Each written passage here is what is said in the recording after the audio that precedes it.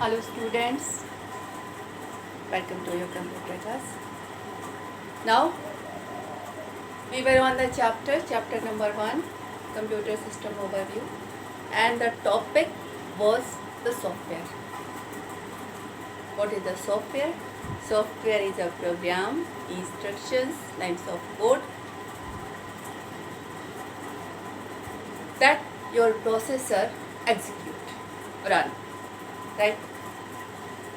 Software आपके दो तरीके के होते हैं, system software and application software. System software that program, system software is a program which is related to computer hardware. System software एक ऐसा प्रोग्राम है जो कंप्यूटर हार्डवेयर रिलेटेड वर्क को परफॉर्म करता है, that is system software. Application software, application software is a software which is written for a particular purpose and always run on any operating system. System software में हम लोग पहले system software operating system पढ़ते हैं, ठीक है. Operating system is a system software which manage and control all the hardware devices of your system. अब manage and control में मैंने आपको बेसिक इसके 4 functions, process management, IO management, memory management and file management, main basic 4 functions मैंने आपको बताए, ठीक है. Now come to the next topic in the operating system, that is the types of the operating system. I M on the operating system. The different types of the operating system आपके में दिया है तो मैं explain कर देती हूँ, ठीक है. Types of the operating system.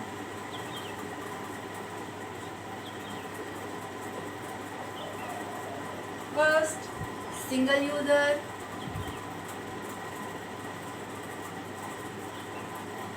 Multi user,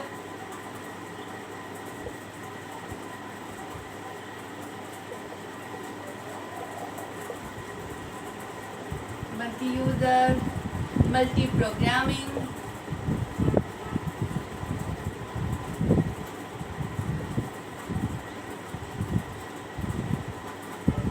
multi-programming can say time sharing.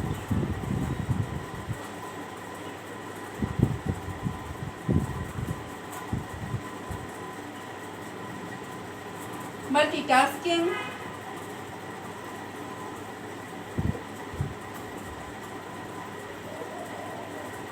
multiprocessing,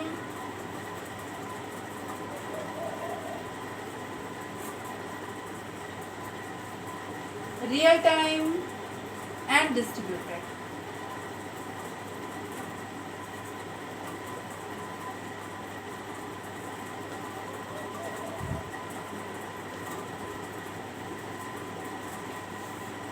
I will take each one by one, right? Single user operating system. What is the task of the operating system? What is the work of the operating system? Manage and control all the hardware device. ठीक है. तो major work operating system का, जब कोई program run होने के लिए आया तो वहीं से उसका शुरू होता है. एक, सबसे पहले उसे मेमोरी एलोकेट करना, तभी तो वो रन हो पाएगा. बिना आपका कोई भी आपका प्रोसेसर हार्ड डिस्क से किसी प्रोग्राम को रन नहीं कराता. तो first work allocate the memory. Second work assign the processor. उस प्रोसेसर असाइन कर रहा है, बीच में उससे किसी भी इनपुट आउटपुट डिवाइस या किसी भी डिवाइस की नीड पड़ी, वो डिवाइस उसे एलोकेट करना, वापस लेना, ठीक है. उसके बाद आपका फाइल मैनेजमेंट वाला काम सबसे पहले ही हुआ था. किसी प्रोग्राम में रन होने की डिमांड की तो उसको फाइल से यानी सेकेंडरी स्टोरेज डिवाइस से उठाकर मेन मेमोरी, मतलब उसको सर्च करना सेकेंडरी स्टोरेज डिवाइस पर, then allocate the main memory, then allocate the processor, then allocate the IO devices. जितनी भी उसकी नीड है वो सारी की सारी फुलफिल करना, then completed. Now single user operating system. देखिए, अब आपका ऑपरेटिंग सिस्टम से कोई भी काम आपको करने के लिए कहना हो तो आप 2 तरीके से कहते हैं. पहला, through command or through system call. What is the command? Command line interpreter में आप बाकायदा कमांड लिखकर, जैसे कोई फाइल रन करानी है तो फाइल का नाम लिखा हो, कॉपी करना है तो कॉपी करने का कमांड करा, मूव करना है तो मूव करने का कमांड किया, जो भी काम करना है उस काम को करने का आपने कमांड लिखा तो वो काम ऑपरेटिंग सिस्टम परफॉर्म करता है।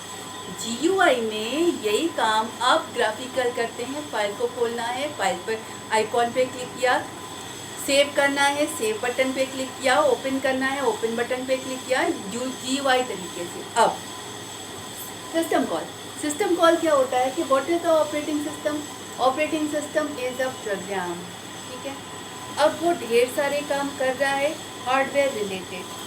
अब किसी एप्लीकेशन प्रोग्राम में, या यूँ कहना चाहिए किसी दूसरे प्रोग्राम में, जब ऑपरेटिंग सिस्टम के किसी काम की ज़रूरत होती है तो वो काम, वो प्रोग्राम ऑपरेटिंग सिस्टम के फंक्शंस को, फंक्शन क्या, ग्रुप ऑफ कोड जो पर्टिकुलर काम को कर रहे हो, ऑपरेटिंग सिस्टम प्रोग्राम है जो अलग अलग काम कर रहा है, ठीक है। तो ऑपरेटिंग सिस्टम के किसी वर्क को कॉल करना हो तो वो हम सिस्टम कॉल के थ्रू करते हैं। जैसे MS वर्ड आपका एप्लीकेशन सॉफ्टवेयर है, एप्लीकेशन सॉफ्टवेयर में हार्डवेयर डीलिंग वाले काम तो है नहीं। अब उसे किसी फाइल को सेव करना है तो MS वर्ड ऑपरेटिंग सिस्टम से थ्रू सिस्टम कॉल करेगा, ठीक है। अब आते हैं single user operating system. Single user operating system क्या होता है? ऑपरेटिंग सिस्टम जितने काम कर रहा है वो मैंने आपको बताई है। सिंगल यूज़र ऑपरेटिंग सिस्टम में क्या होता है कि ऑपरेटिंग सिस्टम जो भी काम कर रहा है एक बार में वो एक ही काम करता है। कैसे? जैसे मान लीजिए ये आपका कमांड इंटरप्रेटर है, ठीक है। अब यूजर को कुछ कराने के लिए कहना है, उसने पहला कमांड लिखा, ठीक। उसके बाद ऑपरेटिंग सिस्टम ने उसे करना शुरू किया। अब यूजर दूसरा काम तब तक नहीं कह पाएगा जब तक कि उसके पास कमांड प्रॉम्प्ट फिर से वापस ना आए। और ये कमांड प्रॉम्प्ट फिर से वापस कब आएगा? जब ये वाला काम खत्म हो जाए। यानी एक बार में ऑपरेटिंग सिस्टम एक ही काम रिसीव करेगा, उसका एक बार में एक ही काम को करेगा, उसका जब वो काम फुलफिल हो जाए, रिजल्ट दे देगा, तब दूसरा काम रिसीव करेगा। इस सिंगल यूजर ऑपरेटिंग सिस्टम का एग्जाम्पल होता है DOS, disk operating system. Disk operating system आपका कमांड इंटरप्रेटर ऑपरेटिंग सिस्टम होता है जिसमें आप जो भी काम ऑपरेटिंग सिस्टम से कराना हो थ्रू कमांड कहते हैं। तो एक बार में आप एक ही कमांड लिखते हैं, ऑपरेटिंग सिस्टम उस वर्क को परफॉर्म करता है, उसके बाद आप दूसरा कमांड लिखते हैं, यानी एक बार में ये एक ही काम को करता है।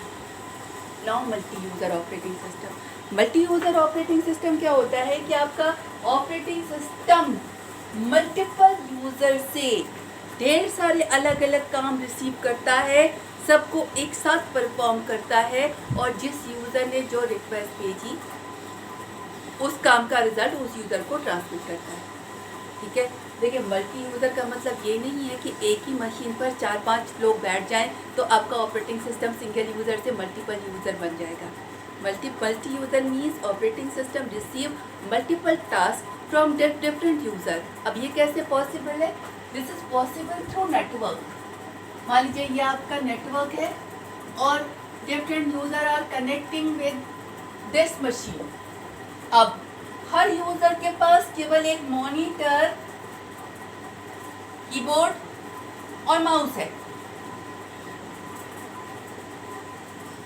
प्रोसेसर इसके पास भी नहीं है, इसके पास भी नहीं है, इसके पास भी, इसके पास नहीं है, यानी किसी के पास अपना अपना प्रोसेसर नहीं है, यानी काम तो किसी पर भी नहीं हो सकता। प्रोसेसर, मेमोरी, हार्ड डिस्क सब यहीं पर है।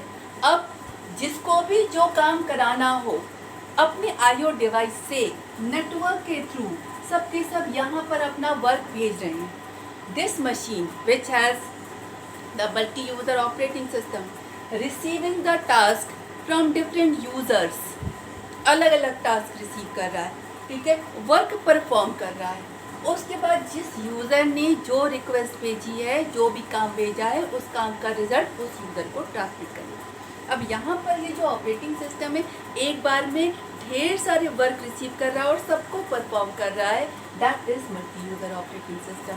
इसका एग्जाम्पल होता है आपका Unix, Windows, they all are the example of the multi user operating system. Now the multi programming. Multi programming क्या होता है? What is the program? Program is the task. Program in running के program, ठीक है। अब multi programming means program processor execute multiple programs simultaneously. What it means? देखिए single user में तो आपका एक बार में एक ही प्रोग्राम आ रहा है, ठीक है। मल्टी प्रोग्रामिंग में multiple programs are executing. For example, आपने कंप्यूटर खोला, आपने मीडिया प्लेयर भी चला लिया, कुछ प्रिंटिंग के लिए भी भेज दिया, ठीक है। उसके बाद WordPad, Notepad, pen brush कुछ भी खोला या सारे खोल लिए और काम करना शुरू कर दिया। अब आप देख रहे होंगे एक समय में आप लेटर राइटिंग भी कर रहे हैं, पीछे गाना भी बज रहा है, कुछ प्रिंटिंग के लिए दिया हो तो वो प्रिंटिंग वाला काम भी हो रहा है, यानी सारे काम एक साथ चलते हुए दिखाई पड़ते हैं। मैं सिर्फ यही बोलूँगी, चलते हुए एक साथ दिखाई पड़ते हैं। क्यों? क्योंकि वो एक एक करके चल रहे होते हैं। क्यों? क्योंकि प्रोसेसर जहाँ पर वो रन हो रहा है वो तो एक ही है, ठीक है। अब आपका जो एक सिंगल प्रोसेसर है वो एक बार में किसी एक प्रोग्राम को ही तो रन करा रहा होगा, ठीक है। जैसे मान लीजिए P1, P2, P3, different programmes, P4, सब के सब प्रोसेसर की डिमांड कर रहे हैं रन होने के लिए। ये आपका विनैम्प हो सकता है, ये MS वर्ड हो सकता है, ये प्रिंटिंग की रिक्वेस्ट होती है, कोई और प्रोग्राम हो सकता है, ठीक है। सबको प्रोसेसर चाहिए रन होने के लिए। अब आपका ऑपरेटिंग सिस्टम क्या करता है? This is the processor. Processor की स्पीड बहुत फास्ट होती है, ठीक है। तो ऑपरेटिंग सिस्टम प्रोसेसर के टाइम को इक्वली सब पे शेयर कर देता है। This is the time sharing. Processor time is shared by each processor. अब यूँ समझिए जैसे प्रोसेसर की स्पीड 1 सेकेंड में वो 1 लाख इंस्ट्रक्शन एग्जीक्यूट करा रहा है, नैनो सेकेंड में उसकी स्पीड होती है, स्पीड इज वेरी फास्ट, ठीक है। वो 10⁹ इंस्ट्रक्शन, नैनो सेकेंड कम, 1 सेकेंड में 10⁹ नैनो सेकेंड होते हैं, यानी वो 1 सेकेंड में 10⁹ लाइन्स रन करा सकता है। अब ऑपरेटिंग सिस्टम ने क्या किया? इसका टाइम डिवाइड कर दिया। पहले 1/4 सेकेंड में उसने इस प्रोग्राम को रन कराया, अगले 1/4 सेकेंड में उसने इस प्रोग्राम को रन कराया, अगले 1/4 सेकेंड में उसने इस प्रोग्राम को रन कराया और अगले 1/4 सेकेंड में उसने इस प्रोग्राम को रन कराया। यानी 1 सेकेंड में 1 बाय 1 वो चारों प्रोग्राम को रन करा गया। उसके बाद अगले 1 सेकेंड में फिर से चारों प्रोग्राम को रन करा दिया, ठीक है। आप डिफ्रेंशिएट नहीं कर पाएंगे कि किस सेकेंड में कौन सा प्रोग्राम रन हो रहा है, because the speed of the processor is very fast, but all the programs are executing one by one. Means all the programs, multiple programs are executing by a single processor in simultaneous order. That is multi-programming. Okay. Now come to the multitasking. Multitasking. What is the task? Task is the part of the program. Multitasking means you can execute same program, different parts of the program in simultaneous order. यानी एक ही programme के अलग अलग parts को आप separate programme की तरह run करा सकते हैं, that is multitasking. Now again I am taking the example. आपने मान लीजिए MS वर्ड खोला, ठीक है। MS वर्ड खोला, फाइल न्यू खोला, डॉक्यूमेंट 1 खुल गया, फिर से फाइल न्यू किया, डॉक्यूमेंट 2 खुल गया, फिर से फाइल न्यू किया, डॉक्यूमेंट 3, डॉक्यूमेंट 4। आपके डॉक्यूमेंट 1, 2, 3, 4 सारे के सारे MS वर्ड का ही पार्ट है, लेकिन आप डॉक्यूमेंट 1 पर आप सेपरेटली काम कर सकते हैं, जो काम चाहें। डॉक्यूमेंट 2 पर भी आप सेपरेटली काम कर सकते हैं, 3 पर भी सेपरेटली काम कर सकते हैं, 4 पर भी सेपरेटली काम कर सकते हैं, and they are different one. Means the they all are the part of the same program, but you can work separately on each part. That is multitasking. Multiple tasks of a same program are executing by a single processor in simultaneous order. Multiprocessing. अब multi processing में आपके जो processor हैं वो एक से ज़्यादा होते हैं, ठीक है। काम करने वाला कौन है? प्रोसेसर। अब प्रोसेसर आपके एक से ज़्यादा हैं, तो जितने प्रोसेसर हैं उतने पर आप अलग अलग प्रोग्राम चला सकते हैं। Means you can execute multiple process all together मतलब सब के सब एक साथ रन होंगे। क्यों? क्योंकि चार काम करने वाले एक ज़्यादा है। मान लीजिए 4 प्रोसेसर हैं, तो चारों पर एक एक प्रोसेस अगर रन हो रहा है तो चारों प्रोसेस एक साथ चल रहे हैं। That is multi processing. Now real time. Real time क्या होता है? What is the work of the operating system? To execute a program. Real time में एक चीज इन्वॉल्व हो जाती है, that is the time factor. Means operating system has to perform the work within the given time period. दिए हुए time के अंदर उसको जो भी टास्क मिला, टास्क ऑपरेटिंग सिस्टम का मेजर टास्क प्रोग्राम को रन कराना होता है, ठीक है। तो अब वो प्रोग्राम हर एरिया में अलग अलग होते हैं। जैसे हॉस्पिटल मैनेजमेंट में हॉस्पिटल का सॉफ्टवेयर चलेगा, होटल में होटल का सॉफ्टवेयर चलेगा, फ्लाइट में फ्लाइट का सॉफ्टवेयर चलेगा, रेलवे में रेलवे का सॉफ्टवेयर चलेगा। ऑपरेटिंग सिस्टम का काम जो भी सॉफ्टवेयर है उसको रन कराना होता है, ठीक है। तो रियल टाइम में जो भी प्रोग्राम रन कराना है टाइम लिमिट के अंदर रन कराना है। टाइम लिमिट के बाद उस प्रोग्राम को रन कराने का मतलब नहीं है। फॉर एग्जांपल आईसीयू मान लीजिए आपकी जो हार्ट बीट मेजर करने वाली मशीन है, it receive the input. What is the input? Heartbeat. Information about the heartbeat I, उसको एनालाइज करके उसका रिजल्ट मॉनिटर पर दूसरी हार्ट बीट के आने से पहले मॉनिटर पर पहली वाली का रिजल्ट डिस्प्ले हो जाना है, क्योंकि पता है कि वो इतने टाइम पीरियड के बाद दूसरी आएगी, फिर दूसरी पे काम करना है, फिर तीसरी आएगी, तीसरी पे काम करना है। यानी पहली वाली का काम दूसरी वाली के आने से पहले ख़त्म हो जाना है। मीन्स यहाँ पर जो मेजर चीज़ इन्वॉल्व होती है दैट इज द टाइम।